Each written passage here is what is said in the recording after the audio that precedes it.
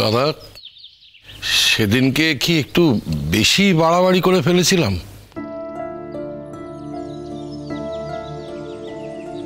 তা তো করেইছ।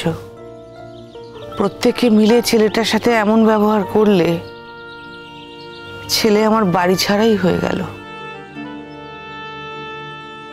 এমনটা না করলেই পারতে জানো। সত্যি ছেলেটার বাড়িতেই আসছে না, ওই চাকরির জায়গাতেই থেকে গেছে। আর আসবে কি করে? সেদিনকে আমরা সবাই বারণ করলাম ওকে আসতে বাড়িতে। তবে একটা কথা কিন্তু মানতে হবে, বাবিন কিন্তু অনন্যার বাড়ি যায়নি। মানে আমরা যে ভেবেছিলাম না যে মেয়েটা জোর জবরদস্তি ওকে নিজের কাছে নিয়ে যাবে, সেটা কিন্তু মেয়েটা করতে পারেনি।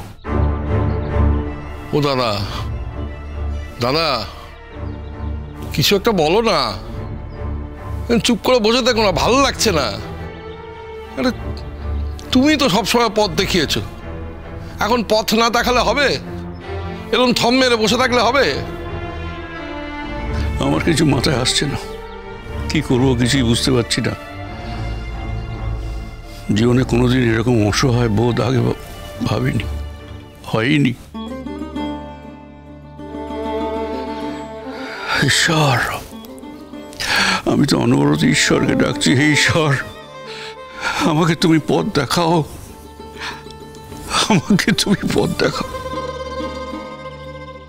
সব থেকে বড় কথা কি বলো তো দাদা, দেখো ও তো এই বাড়ির ছেলে, যতই হোক ও এমন কিচ্ছু কখনো করবে না যাতে তোমার মাথা নিচু হয়। মাথা নিচুর আর বাকিটা কি আছে? আর কাকে কি বলবো, আমাদের বাড়ির ছেলেরাই তো দেখে এসছে। অন্যের কথা বললে তো আমি সে কথা মানতাম না। দেখাও তো অনেক সময় ভুল হয়, এটা তো বাইরে থেকে দেখা, সারফেস থেকে দেখা, তাই না? হয়তো হয়তো বাবিন যা বলছে তাই সত্যি, আমরাই তোর কথা শুনিনি। ও বারবার বলেছে আমরাই তোর কথা শুনিনি, তাই না? আমরা তো কেউ বাবিনের কথার দামই দিইনি। এমন তো আগে ছিল না দাদা। আমাদের বাড়িতে আমরা তো আগে বাবিনের কথা শুনতাম, বাবিনের কথার গুরুত্ব দিতাম। হয়তো তাই ঠাকুরজি, ছেলেটাকে বাড়িতে ফিরিয়ে আনার জন্য কি করা যায়, একটা উপায় বলো না ঠাকুরজি। ছেলেটা আমার বড্ড জেদি, কিন্তু এবারে প্রত্যেকে সেটা জানে। এমন ব্যবহার করা হলো, বাড়ি থেকে তাড়িয়ে ছাড়লে তোমরা সবাই। হয়তো দূরে কোথাও চলে যাবে অভিমান করে, আমি কিছু বুঝতে পারছি না। আর যদি তেমন কিছু হয়, আর কার কি হবে জানি না, কিন্তু বড়দি আর বড়দার মনের অবস্থা কি হবে ওনারা নিজেরা জানে। কিন্তু আমাদের বুঝি কষ্ট হবে না মেজমা? আমরা কম চেষ্টা করছি না কি বলো? খেতে পাচ্ছি না, ঘুমাতে পারছি না, খুনগুনের কি হবে একবার ভাবো তো। এই মেয়েটার তো কোনো দোষ নেই, চোখ মুখের কি অবস্থা করেছে একবার দেখো। ওর দিকে তাকানোই যাচ্ছে না মেজমা। দাদা কিছু একটা বলো। আমার বুদ্ধিতে মাথায় কিছু আসছে না, তোমরা বলো, তোমরা বলো। ও যদি অন্যায় না করে থাকে, ওর বিরুদ্ধে যে সমস্ত অভিযোগ হয়েছে সেগুলো যদি না করে থাকে, তাহলে আমি নিজে যাব, আমি নিজে ওর বাড়ির কাছে গিয়ে ওর পায়ে ধরে ক্ষমা চাইবো, আর ক্ষমা চেয়ে ওকে আমি বাড়িতে ফিরিয়ে আনবো।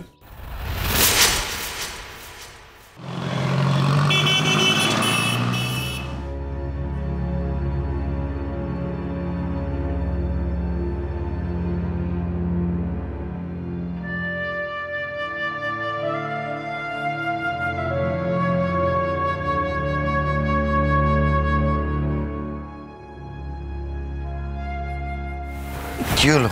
গা তো পুড়ে যাচ্ছে। ছাড়ো।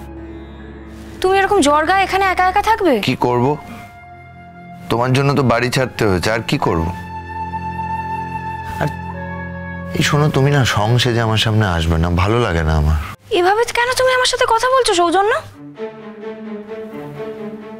তুমি না আমায় সৌজন্যদা বলতে? এভাবে ডাকবে না, তোমার মুখে মানাচ্ছে না। তখন আমাদের সম্পর্কটা অন্যরকম ছিল, এখন তো সম্পর্কটা পাল্টে গেছে। কিছুই পাল্টায়নি তোমার মনে হচ্ছে। আমার দিক থেকে সম্পর্কটা যা ছিল তাই আছে, এখন ডিস্টার্ব করো না প্লিজ।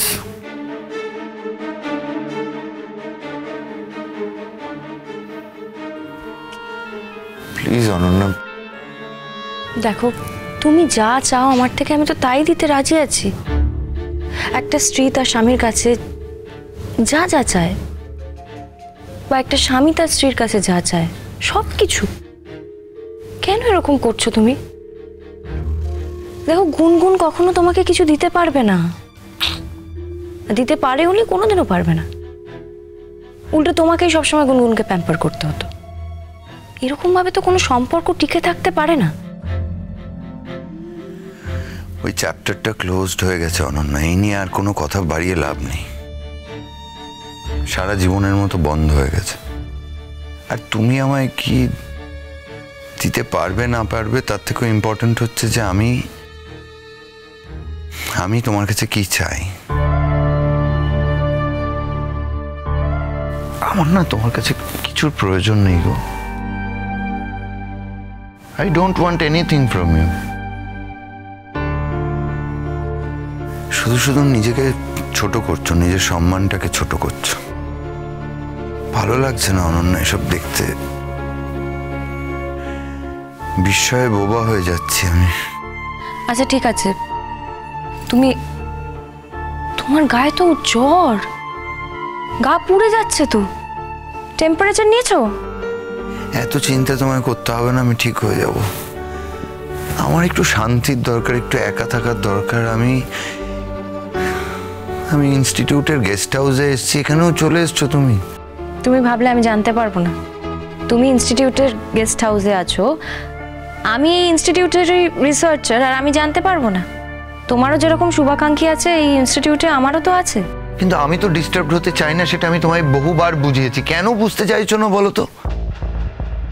তুমি এখনো বুঝতে পারছো না যে আমার শরীরটা ভালো লাগছে না অনন্যা? আমি একটু একা থাকতে চাই, তুমি এখান থেকে যাও প্লিজ, প্লিজ যাও। কি করে যাই বলো তো? তোমার এত শরীর খারাপ, তোমাকে এরকম ভাবে একা ফেলে রেখে আমি চলে যাব? তো তুমি কি মনে করছো এখন এই গেস্ট হাউসে থাকবে? আমি গেস্ট হাউসে থাকতে আসিনি, আমি তোমাকে নিয়ে যেতে এসেছি। তোমার কি হলো? আস্তে আস্তে। তোমার কি মাথার কাজ করছে না? কোথায় নিয়ে যাবে তুমি আমায়? আমি তোমার সাথে কোথায় যাব? তুমি এত চেঁচাচ্ছ কেন শরীর খারাপের মধ্যে? ভালো লাগছে না। পার্সোনাল প্রবলেমটাকে সবাইকে দেখাতে নেই। এই জ্ঞানগুলো না আমায় দিও না। তুমি নিজে কি করেছো? কি করেছো তুমি? নিজের পার্সোনাল প্রবলেম পৃথিবীর সামনে আনোনি? কোনো দরকার ছিল না, তাও এনেছো এনেছো এনেছো। আমায় কেন জড়াচ্ছ? বুঝতে পারছি না তুমি কি চাও। তুমি বোধহয় চাও যে আমি এই ইনস্টিটিউট ছেড়ে চলে যাই, তাই তো? পরিবারের সাথে সম্পর্ক নষ্ট হয়ে গেছে। গুনগুন আমায় বিশ্বাস করছে না, ওর সাথেও সম্পর্ক শেষ হয়ে যাবে মনে হচ্ছে। তুমি আমার জীবনের একটা ইম্পর্টেন্ট অধ্যায় মুছে দিচ্ছ। আমি কি এটা ডিজার্ভ করি অনন্যা? ওই অধ্যায়টা না মুছলে তো নতুন করে জীবনটা বাঁচা যেত না। কোনো মানুষই দু নৌকায় পা দিয়ে চলতে পারে না। কে দু নৌকা?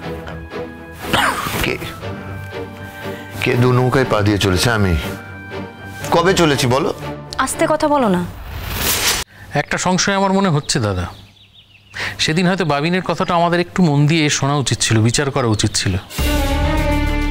হ্যাঁ, ও মিথ্যে বলেছিল, আমাদের মিথ্যে বলে অনন্যার বাড়ি গেছিল, হয়তো চাপে পড়ে গেছিল। কিন্তু ওই যে মিথ্যেটাও বলেছিল, ওটাই আমাদের মনে ট্রিগার করে গেছে। আমাদের ভাবনা চিন্তা সব ব্লকড হয়ে গিয়েছিল।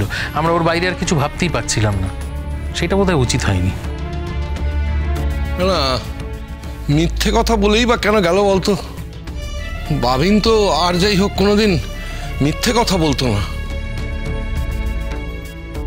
মেচকা, বাবিন হয়তো ভেবেছিল যে ও সত্যি বললে সবাই হয়তো ওর উপরে রাগারাগি করবে। আগের দিনও তো এরকমই কিছু একটা হয়েছিল। হয়তো বাবিন মনে করেছিল যে গুনগুন অভিমান করবে, কিংবা ও সবটা হয়তো সামলে উঠতে পারেনি। আচ্ছা বৌদি ভাই, তোমরা কি একটা টপিক ছাড়া অন্য কোনো টপিকে কথা বলতে পারো না? না না না, সরি, মানে আমারই ভুল। তোমাদেরই তো বাড়ির ছেলে, তোমরা তো কথা বলবেই। কি করবো বলো তো মা, ওকে তো আমি ভুলতে পারি না। ওকে কি ভোলা যায়? আসলে সবার মতো তো হই হই করার ছেলেও নয়, বড় শান্ত স্বভাবের ছেলে। কোনোদিন জোরে কথা বলতো না, অথচ বাড়ির সমস্ত ব্যাপারের মধ্যেও থাকতো। আর সেই বাবিনটা বাড়িতে নেই, আর ওর উপস্থিতিটা আমাদের সকলকে মনে করিয়ে দিত সেই বাবিন আজ বাড়িতে নেই।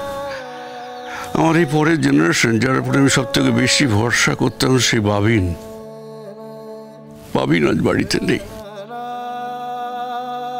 না, এটা আমি ভাবতে পারছি না, আমি কিছুতেই মেনে নিতে পারছি না। তাই মাগো, ওর কথা বারবার উঠে আসছে। কি করবো বলো?